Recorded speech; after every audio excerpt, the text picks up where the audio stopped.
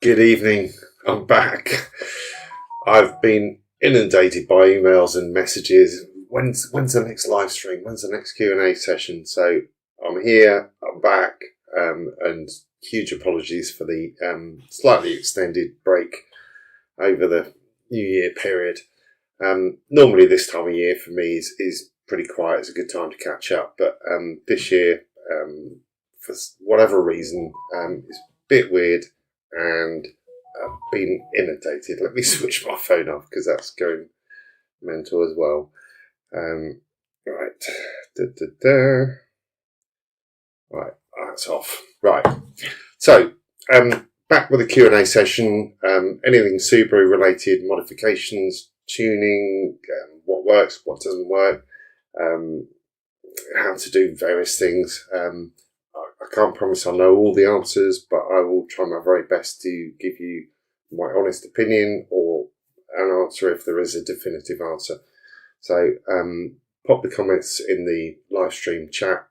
There isn't an awful lot of text space, so if you've got a particular question, put a Q at the beginning of it and I will do my very best to answer it. If it needs to go over 2 or 3 comments, then do that. I'll try and pick the pieces together. I can see we've got a few of the usuals and the regulars and the Academy members on board. It's good to see everyone sort of coming back and sort of tuning in, and hopefully people will ask questions. You know, that's what this session is about. There isn't a lot that I want to say to you apart from some changes to this live stream. One of the changes is wherever possible, I'm going to do this on a Wednesday. I'm going to do this at 7 o'clock UK time, just so that it's not interfering too much with people's evenings and my own evening. And I will be having guests on, sort of in as well to actually answer your questions. So if you've got a particular company or favourite company that you want to me to invite on and ask questions about, then pop it in the comments and I'll do my best to try and persuade them to come on board. So yeah, I can see we've got a few questions in here already. I apologise if I'm squinting a bit at the screen. I have lost my glasses. Can't for the life of me figure out where I put them. So yeah, apologies. I will find them. Have to find them. They're too expensive to just lose. Right, so questions from Napa1068. My Subaru WRX Impreza came with a straight through 3-inch, no cats, etc. It's so loud. How much performance does that give me? I want to put the OEM system back on with just a nice back box. If it's a WRX and you're running standardish power, you're probably gaining maybe 10 horsepower from the fully free-flowing exhaust. Putting the standard exhaust back on, but with a nicer or slightly better sounding or better looking back box, isn't really going to affect things too much, so long as if it's a standard map, then changing the back box might change it a little bit, but shouldn't be too bad if you've still got the cats on there. If it's been mapped for no cats, then you'd obviously want to get the map checked just to make sure that it's happy that you're putting back in restrictions.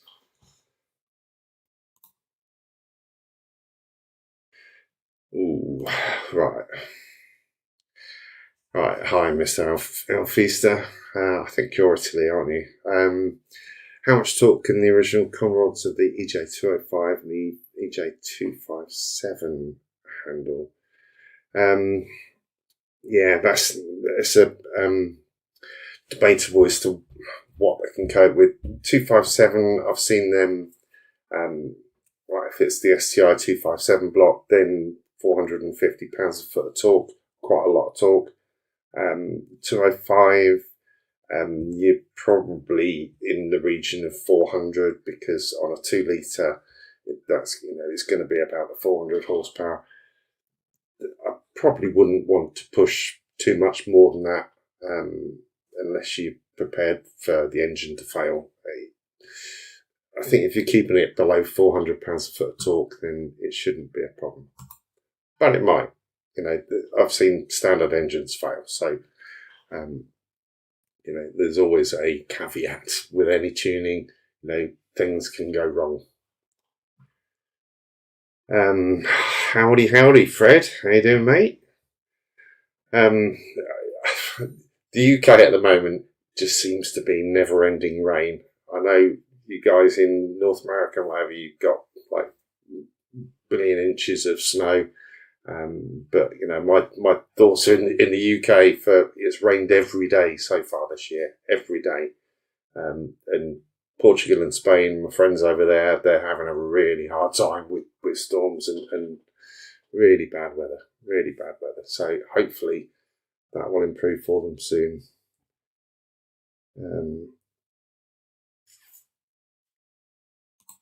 Right. Hi, Craig. Is there anywhere that has a step-by-step on setting up ECU edit? Not yet, but there will be. I've been a bit distracted. It's probably the easiest way to put it, with the tuning series. So I'm hoping to get that back on track very soon. And that will include setting up ECU edit and how best to set it up, or how I set it up anyway. So, here soon, but I don't think outside of here there is actually a guide, a step-by-step on that.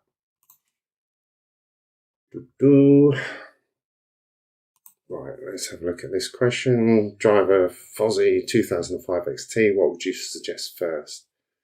Swapping from drive-by sensor to drive-by cable, or putting the VF48 turbo first? Currently running the TD04.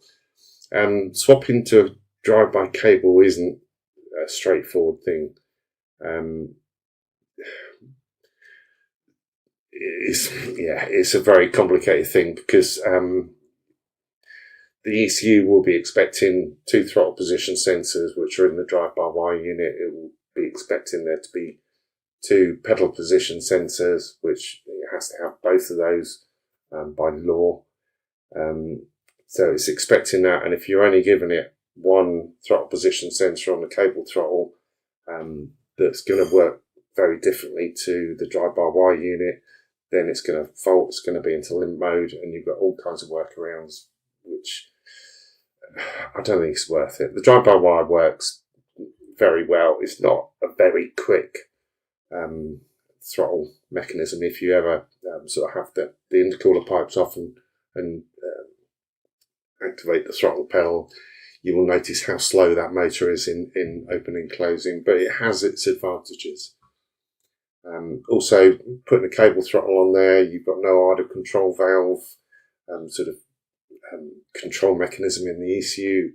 I would avoid doing that. It's just a world of work, and not really any benefit. Putting a VF48, great, yeah, will make decent power, and will be a much nicer car. Right. God, we're getting millions of questions already. Ollie from Arctic. I don't think Ollie likes me at the moment, but I'll have a chat with him.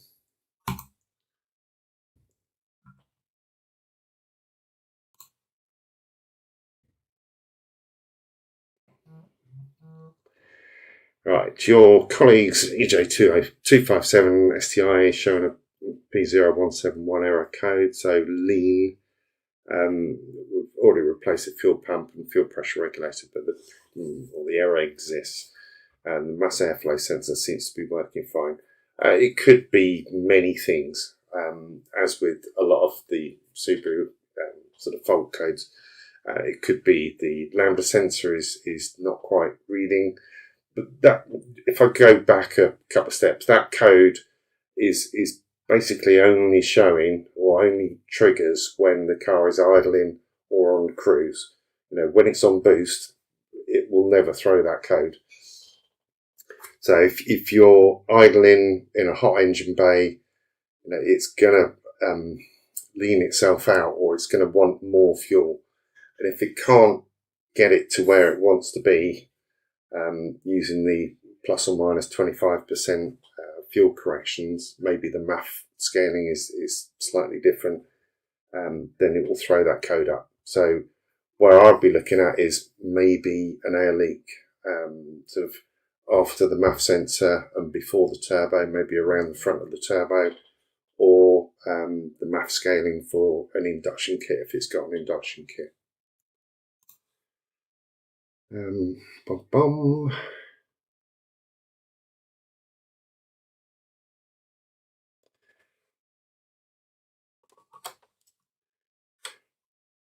Yeah, South Africa, serious rain as well. Yeah, it's raining everywhere.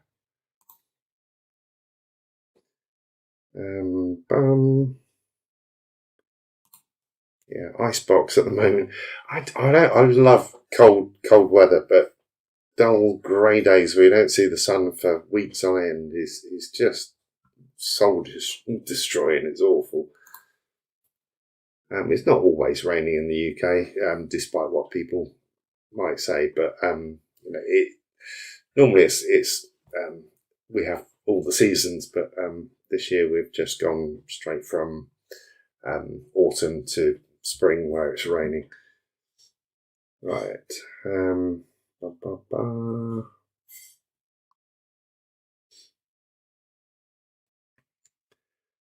Right.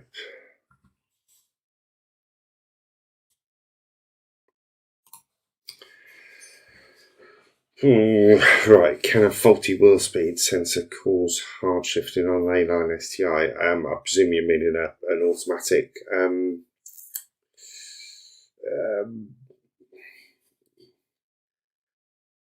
Maybe. If you got a faulty wheel speed sensor, then fix that and see whether it sorts it. But data log what the wheel speed sensor is showing you. And if it is faulty or giving erratic readings, then fix the known issues, and then other issues may get fixed as well.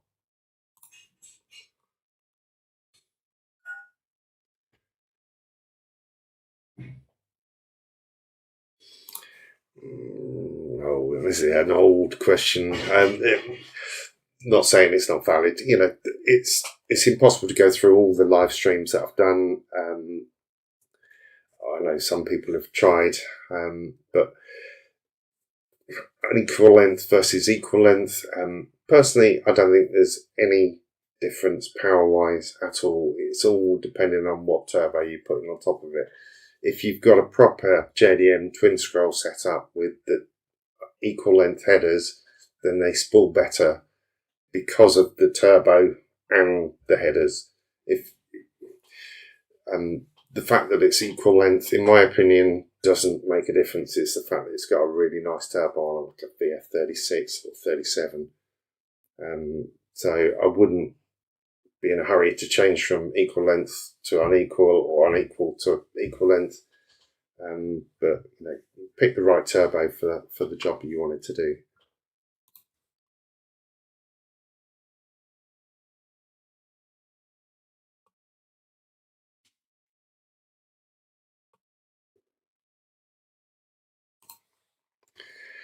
Yeah, that time attack car. I know it was weren't really set up for video in that day. It was lashing it down with rain. Didn't have the big camera, and there was only the two of us because it was just a test day, just to see what fell off, what broke, because we'd only run it on the dyno. That's the first time it turned its wheels in 12 years.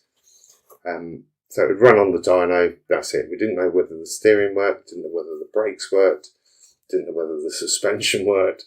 So we raised it up 2 inches just to give it a bit of ground clearance. Turns out that wasn't quite enough. As you can see, that surface was quite bumpy, but it is a mental car. And yeah, I'm actually up with him tomorrow and doing some more work on it.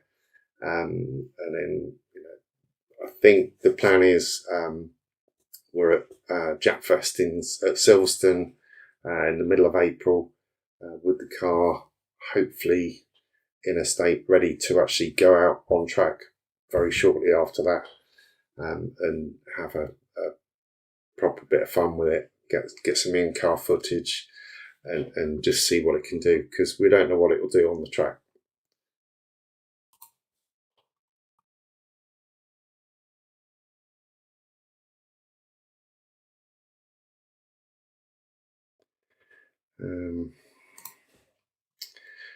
Right, the entire system was checked for leaks. Everything is sealed. Happens during normal driving. Yeah, well, it will only throw that code on during normal driving, so cruise and idle. I would check the MAF scaling. So within the ROM, there is like an exponential curve which relates to the voltage on the MAF sensor and what grams per second of air the ECU is expecting. If that's slightly out, if it's a 171 code, it's meaning it's lean, it can't add enough fuel. So if you take that section sort of up to 50 grams per second and just bump it up a bit, maybe by 10-15%, then that might give it a bit more room to actually make the corrections that it needs to do.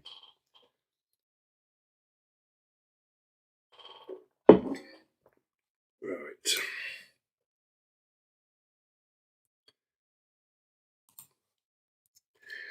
Mr. Alfeaster again. Hello. Right, if you need to replace the cylinder head gaskets, which would you prefer? Original ones or, for example, those from RCM?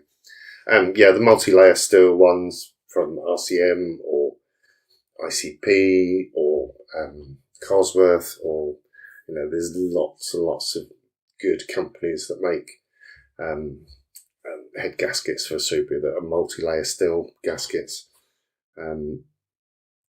I've tried most of them, and they're all pretty much the same. It's just whether you want a little RCM logo sort of poking up between the cylinder head and the block. I think they're produced pretty much the same. Some have got gas rings inside as well, which may or may not work. I've tried them. It didn't work for me on my engine, on the old 257 engine, sort of running 650 horsepower, but that is not to say that they don't work at all. Yeah, cold weather, more power. Yeah, it is without a doubt. The car feels different when it's colder. It feels more perky. Cold, foggy day, that's what you want, really.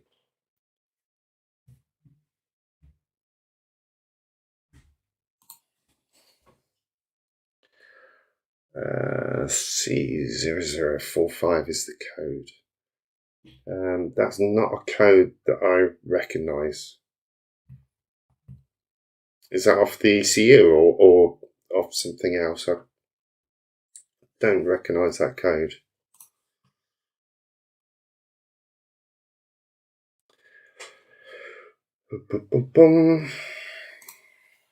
Okay, Jose Machado. On a 2002 WRX with a W20C short block, 48 SCI injectors, MAF deleted, is it normal? With the MAF deleted, it's normal on super low speeds with just a touch of gas pedal. The car bumps a little. With the MAF deleted, so I presume you're running on a Carberry ROM setup on that, so speed density. I would say it's not normal. I would say that there's something maybe not quite right about the map or like the injectors or something like that. The jerkiness could be as like the fueling going lean or going rich, or it could be just something like the throttle throttle plate is just a bit sticky, so or the cable.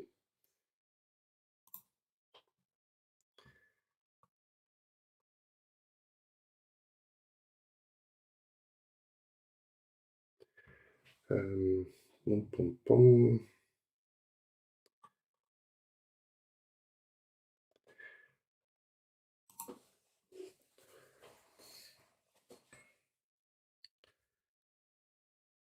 Okay, chasing high AFR under acceleration. Last time it was a turbo leak under the gasket.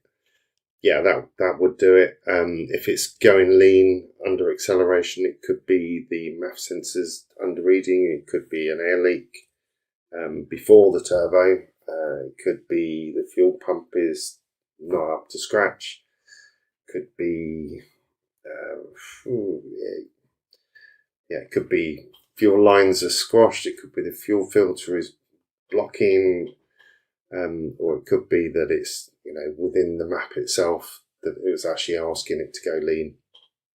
Not what I would do, not what most mappers would do, but it can be a lot of things. With most issues on Subarus, there are a million different solutions, and it's just a case of going through the most likely ones, starting at the basics.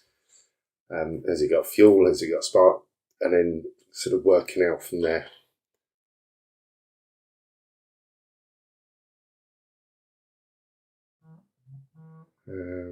Right. That guy. Someone has had their WRX mapped by you to approximately 290 horsepower at EKS. EKS will be one of the people, hopefully, if Richard's watching, coming on and putting himself out there for people to ask him questions very soon. So I know that he wants to show off his new premises. I haven't been down there myself yet, but it looks very impressive.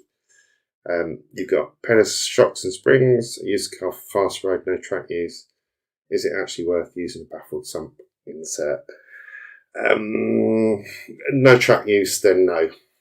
You're unlikely to get a long enough corner on the road to give it oil surge.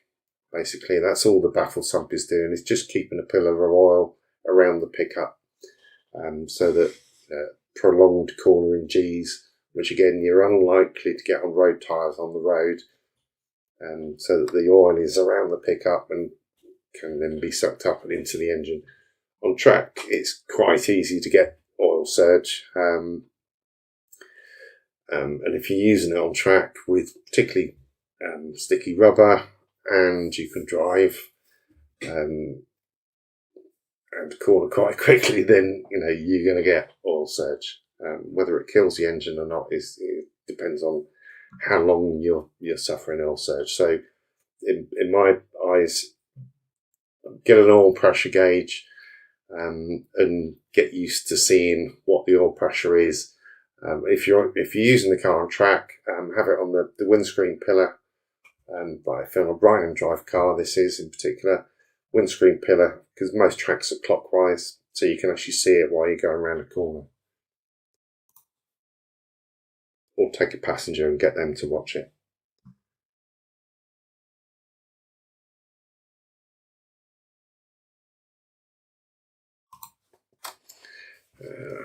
Why is my exhaust still smoking what looks like condensation colour, even when the car gets up to operating temps?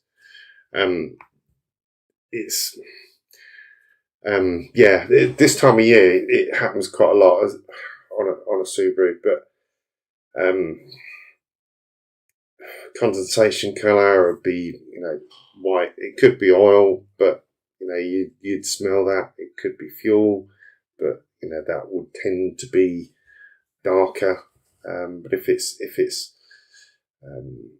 this time of year, then there's an awful lot of condensation within the exhaust, within the baffles and those sort of things that will take quite a long while to actually work the way out.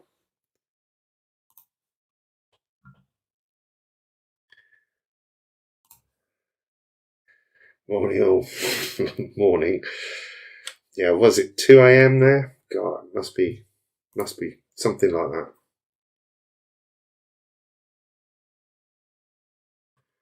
Um,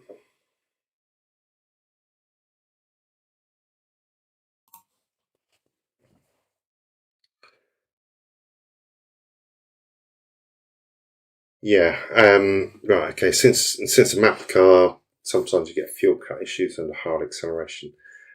If you change the fuel pump, it's possible that the bottom of the fuel pump isn't sitting completely at the bottom of the tank. And if that's the case, if you're less than 25% full, um, the, a lot of the fuel is going away from the fuel pump, particularly off roundabouts in the UK where you're going round to the right. All the fuel will go over to the left hand side of the tank where the fuel pump isn't, and you get the fuel starvation. The same with uphill as well. And if it's uphill to the right, big problems. I used to get fuel surge on mine at around half a tank uphill and to the right.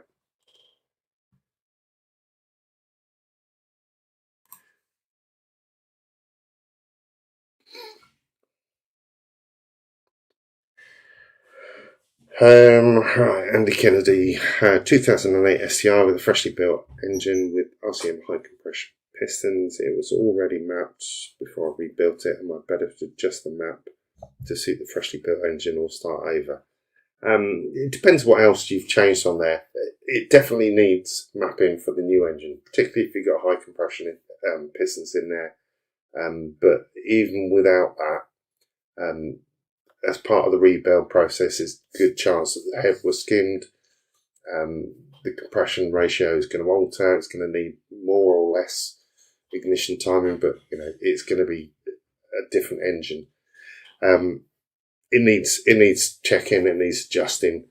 I would say adjust it rather than start again, unless the map killed the old engine. In which case, start again. Maybe go to someone else, but. It's difficult to say whether that's the case or not, but it needs adjusting at the very least. It is a different engine. Have I caught up? I have, haven't I? So guests on for people to ask questions at. Yes, I'll speak to Ollie. 2 other emails to come on. I'll speak to ICP.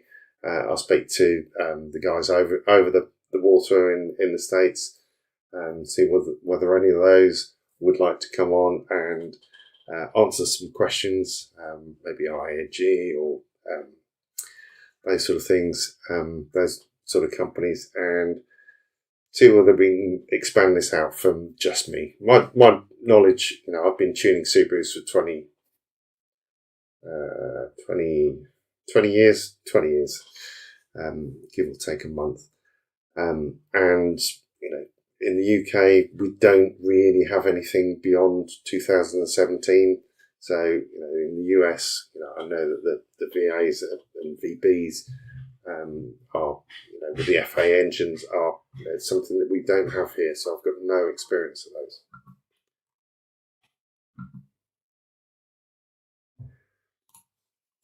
Okay, already had the high compression pistons, renewed them. At the very least, get it checked out. The compression will have changed. Head skim, different head gaskets.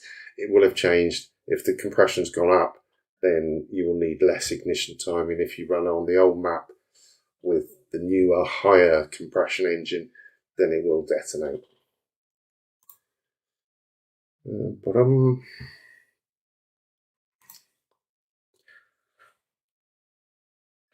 Right, Levi. Hi, Levi. Would it be worth to tune my stock 2002 Subaru Forester that has a EJ20 normally aspirated single overhead cam? I'm asking because it feels sluggish at lower RPM. There's not an awful lot you can do with that, to be perfectly honest.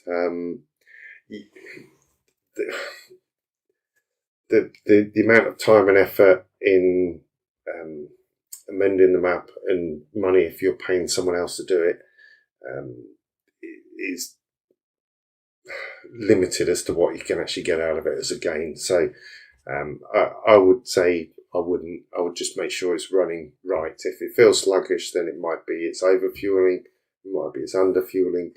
So try and solve those sort of issues and just go with normal sort of breathing modifications, so inlet side of things and exhaust, and save that for the turbo version.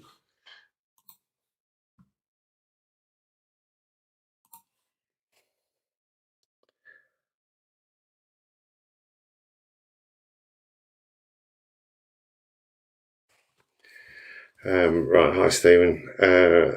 Looking to get the alignment done on the Forester SCI before coming down from mapping again, as he's really twitchy on the P1 setup. Yeah, the settings that I put in the video that I did of my black Forester SCI are probably what I would recommend, Stephen, because I've gone with toe out at the front, toe out at the back, really twitchy, toe in, toe out, all those kind of things, different camera settings, and generally speaking, what I set up on the Forester in that video, and I shared the settings for it, just makes it really stable and really predictable. So have a rewatch of that video and go down to whoever's doing the alignment and say, I want this, and regardless of what they say, I want this. This is what I want. They will do it.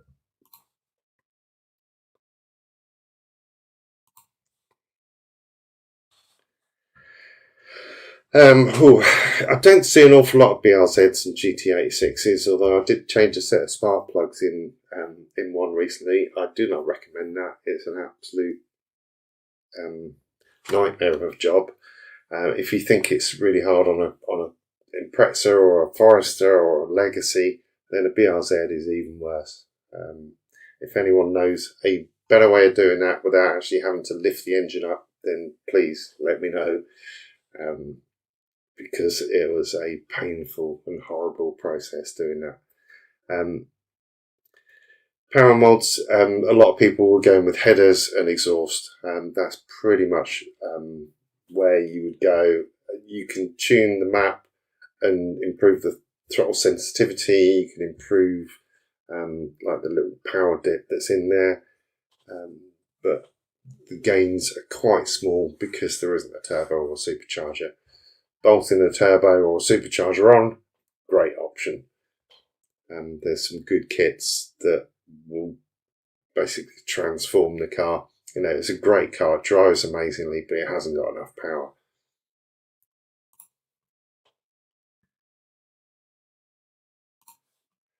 I am very well, very tired, but very well, as you can probably see from the bags under my eyes at the moment. Yeah, actually, talking about spark plugs, I don't know whether I'll continue doing this every week, but I just wanted to kind of bring to everyone's attention a really good tool that I found recently, which is this.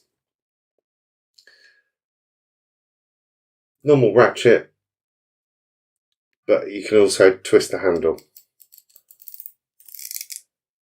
And you can twist it and it goes round and round. Perfect for doing coils and spark plugs on a Subaru, because you can just put that down the side of the block and just twist it and they'll come out. Anyway, I got that from the Mac man, and it's a Vacom. I don't know whether you can see the name on there, but it's really good. I love it. That would have been really handy for the BRZ, but I didn't have it at that point. But I got it now. Mac tools sell it in the UK in particular. Well, in the UK, I know they sell it, but I've also seen them for sale on Amazon. Search on Amazon, you'll find it.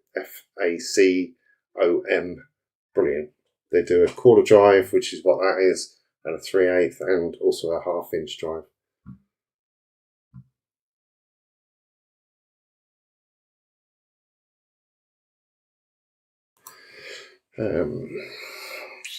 Having a performance centre box fitted due to a moaning neighbour.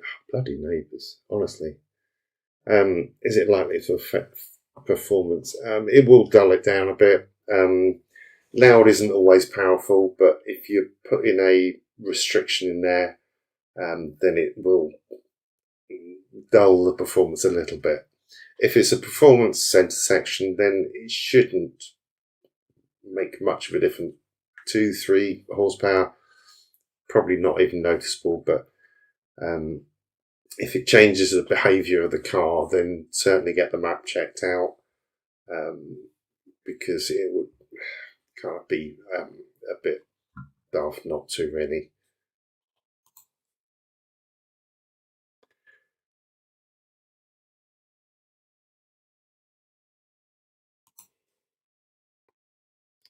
Oh, sorry, I've missed one.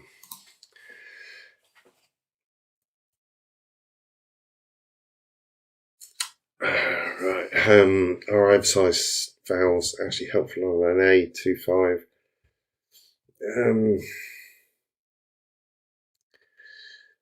Yeah, it's a very expensive thing to maybe get 2 or 3 horsepower from. If you are optimising a 2.5 for rallying or something, road rallying or historic rallying or whatever it is, then yeah, maybe every 2 or 3 horsepower count. I'm skeptical as to whether it actually made that much difference.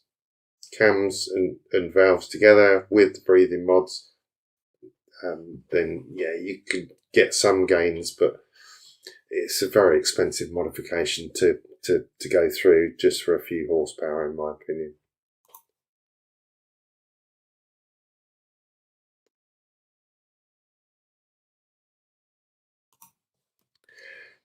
Yeah, I used one over in Portugal, working on a car over there, and brilliant.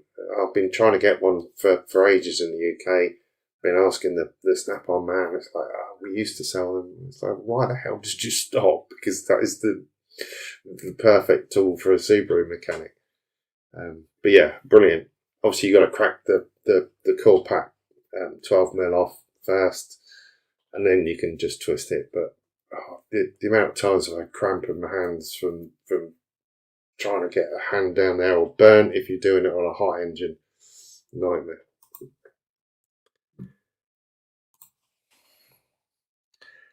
Right, hi Duncan, 2003 Blob Eye Spec C, company running VF400 at 404. That's what it says on the tin. What turbo do you recommend for 450 with decent spool time? 2971, something like that, or 3071 will get you there. 2971 is probably on the edge of what it can cope with, but spool wise, there's not a lot of difference between the 2971 and the VF400. That's probably what I would recommend.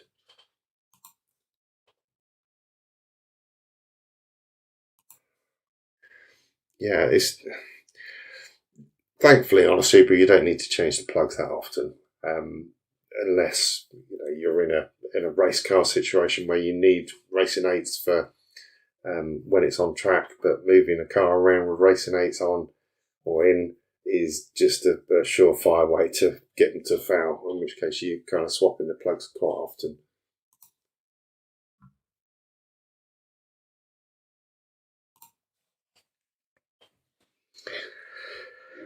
Currently trying to buy a 2004 Forester XT. Anything I should look out for is the 2004 XT, a good car for tuning. Yeah, the XT, because you've got a turbo on there, you've got so much more scope. You can tune and optimize the turbo, the standard turbo. So on that, that's kind of a crossover period. So that might be a TO35. In which case you'd probably get it up to around 245, 250 horsepower if it was 173 to start with. If it's a 220 horsepower car, then it'll have the TD04 on there, in which case you can get it up to around the 270 mark with a decent free-flowing exhaust and mapping. Obviously, because of the age, fuel pump is worth doing, and if the plugs are due to be changed, then certainly make sure you've got a nice set of PFR 6Bs in that. But they're a good base. things to look out for.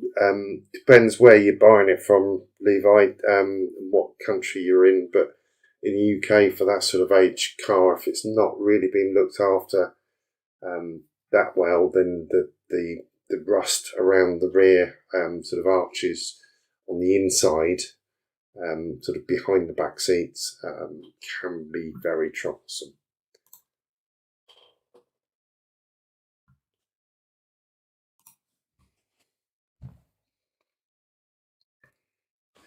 Right, let me just have a...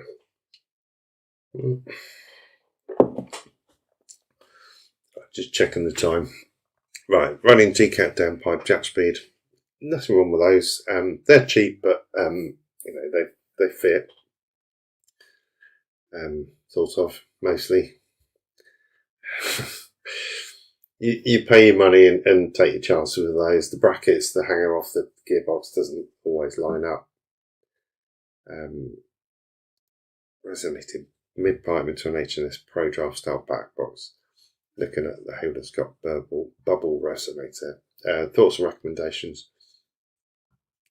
The bubble resonator, the Holden Scott centre resonator is what I've got on my Forester. I love it. It just softens the noise of the exhaust a little bit. It just makes it a nice sound. Rather than it can be a little bit raspy without it.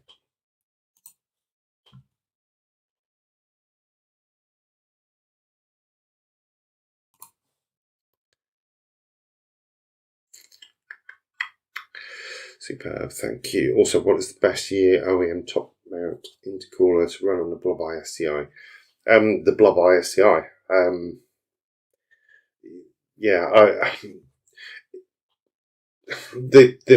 The top mount intercooler works well to a point. You got a short pipe run, so response is quite quick.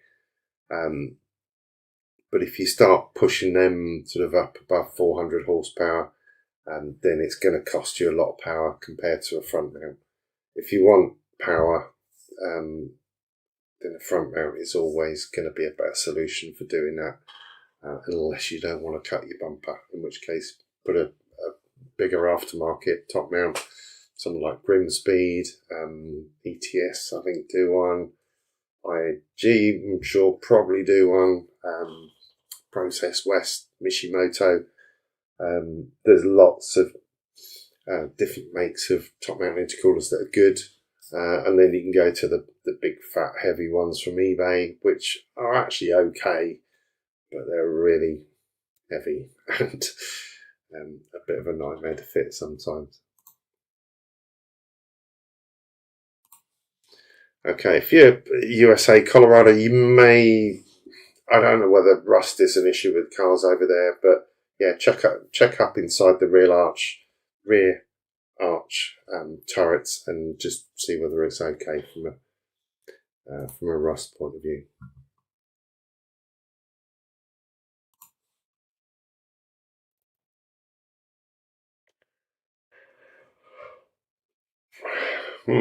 Okay. Classic rally is spec-ish.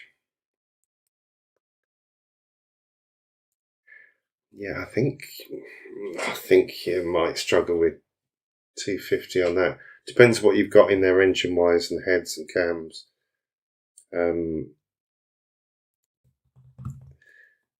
If you if you're trying to emulate the classic rally spec, then I'd kind of go the whole hog with what they've done. So you've got the bigger valve heads on those and the higher lift cams.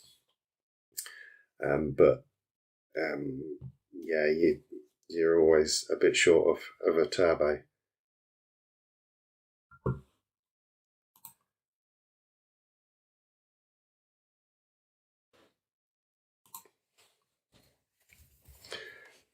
Right, and what do I think of the 85 conversion in an upgraded turbo to FB green for a 2019 STI? I'm not aware of that conversion, so if you want to tell me a bit about it, the FP green, I've run those. They're a decent turbo. Certainly a lot better now. The FP Black, I think, is brilliant. I'm not aware of what the 85 conversion is, I'm afraid. We don't really get an awful lot of FP turbos over in the UK.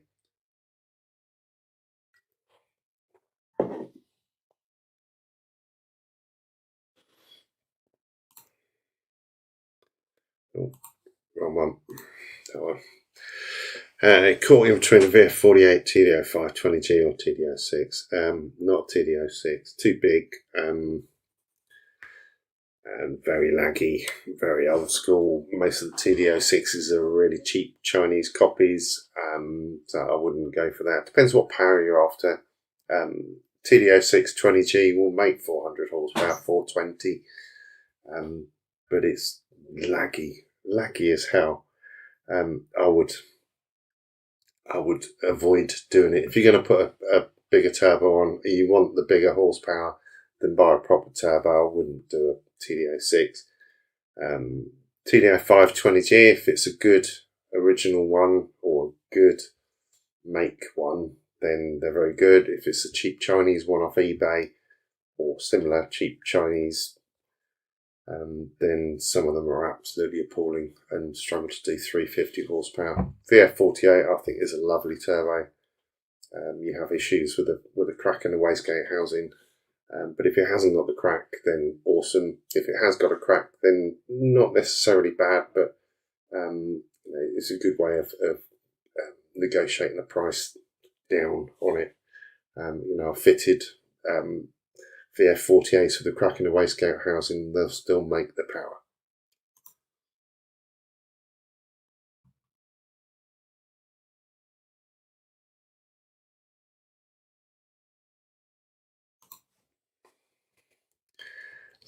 I said, what AFR target should set for the initial start? Mine starts at 11 AFR and then gradually goes up to 14.7 after 40 to 50 seconds runtime. Whatever you're happy of it being. 11 seems a little bit rich, so cold start, I would say if you're starting up sort of high 12s, 13, and then as it gets warmer, then leaning it out slightly, but yeah, high 12s, 13, I would say.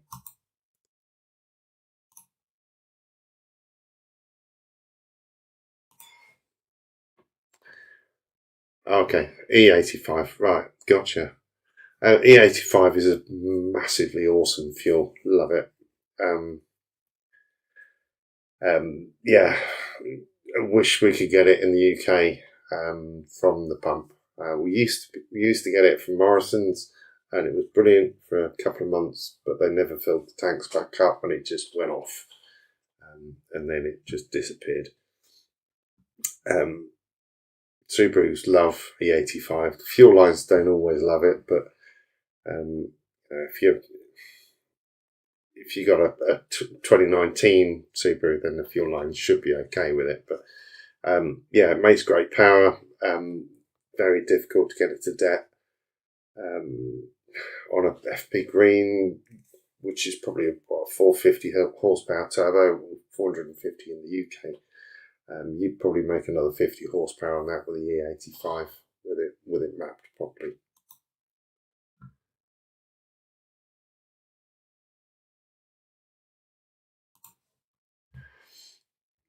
Is 11 AFR too high? Too low, you mean? Can you keep it there? You can keep it there if you want. But generally speaking, if you log a standard car and see what the standard car is doing, it will start up at 13 and then lean out to 14.7.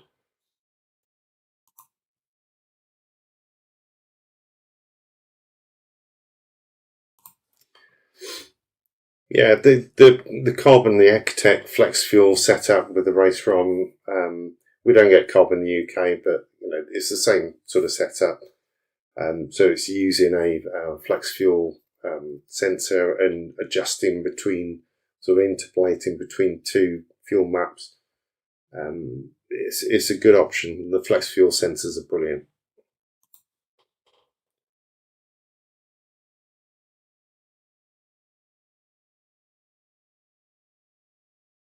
Right.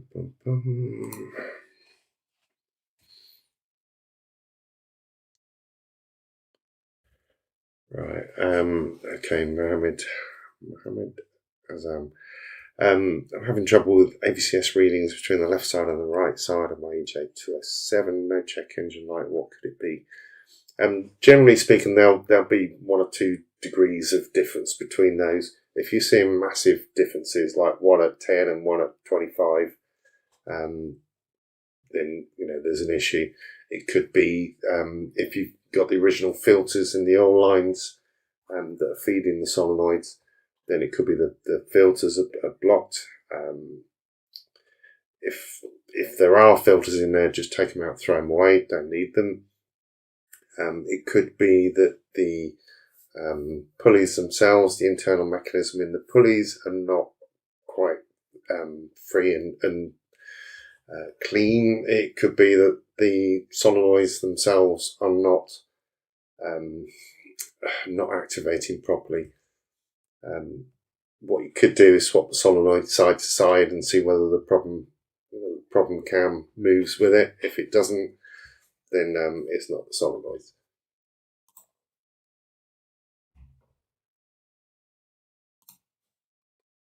Right, it's 2004 JDM STI. Yeah, I would say swap the solenoids over side to side and see whether the lazy cam sort of moves with it. If it's not that, then take out the filters, which is a bit of a pain in the arse because the filter for the left-hand head is behind the cam covers, so it's cam back off to get to that. So if you're doing the cam belt, do it at that point. Take the banjo bolt out and get rid of the filter. That's probably where I would start with that. Swapping the solenoids, see whether the lazy one moves, and then if it doesn't, then next time you're doing the cam belt, do it at that point. Right, how are we doing time wise? Right. Is it worth converting from non-AVCS to AVCS? Yes, it is. We get about 500 RPM extra spool up, so it will spool up a bigger turbo earlier. Well worth it. Shouldn't really make a difference much at the top end, because the AVCS is not working at the top end, or is pretty much phased out up there. But for spool up of a turbo, it makes a big difference. Very big.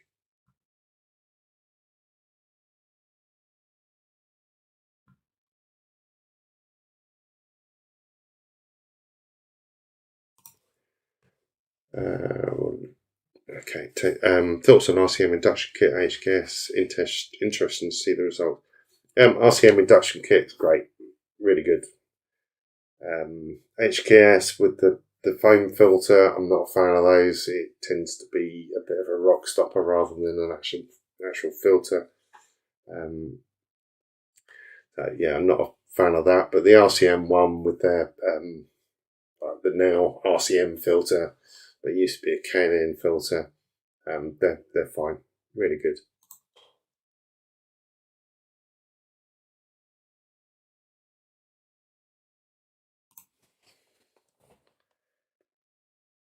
Um, 2002 fast-stroke, normally aspirated, high idle at start. It's 2000, then drops to below 1000 RPM. Yeah, that's pretty normal. They do that with things like the BRZ and GT86. That just to heat the engine or get the engine up to operating temperature quicker, and that's it. It can be adjusted, but I would kind of leave it along those sort of lines.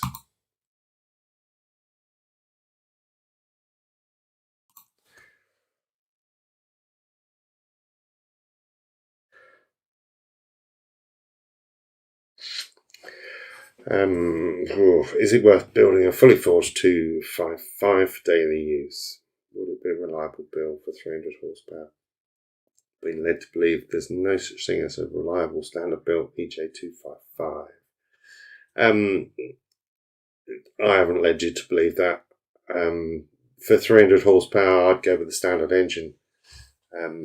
If you've got money to burn, then fully forging it, yeah, but I think it's unnecessary. If you want a slightly stronger engine, then a 257 in there. That's certainly the way that I would go with that.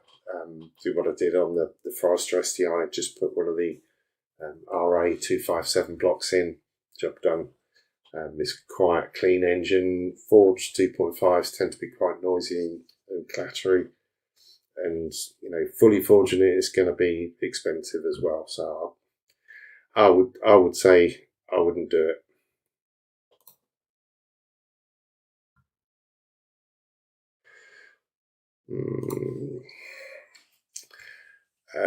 Have I seen? Yes, because a lot of the Cyvex cars that I put together, the ECUs with the flex fuel sensors, generally see around sort of 7 or 8% ethanol content in the fuel, but that's the same as quite a lot of them.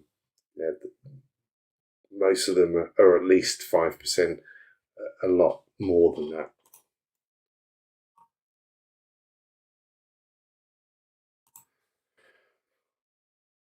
Okay.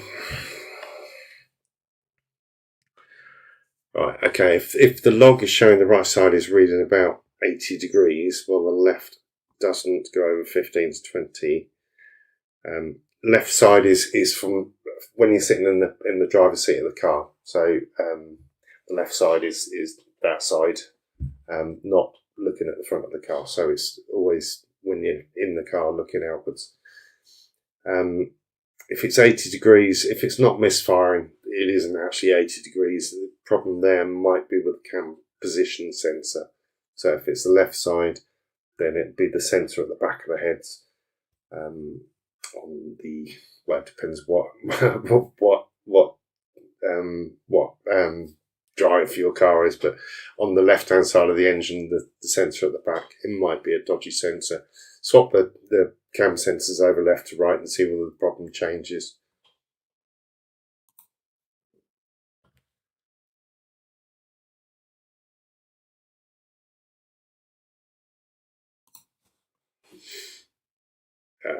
False, yeah. NOx and heat shields in particular are a nightmare. The one in particular under the turbo on the up pipe is always breaking loose. There's only a couple of tack welds on there, and if that rattles, then at a certain RPM the ECU hears it and can basically put your car into limp mode.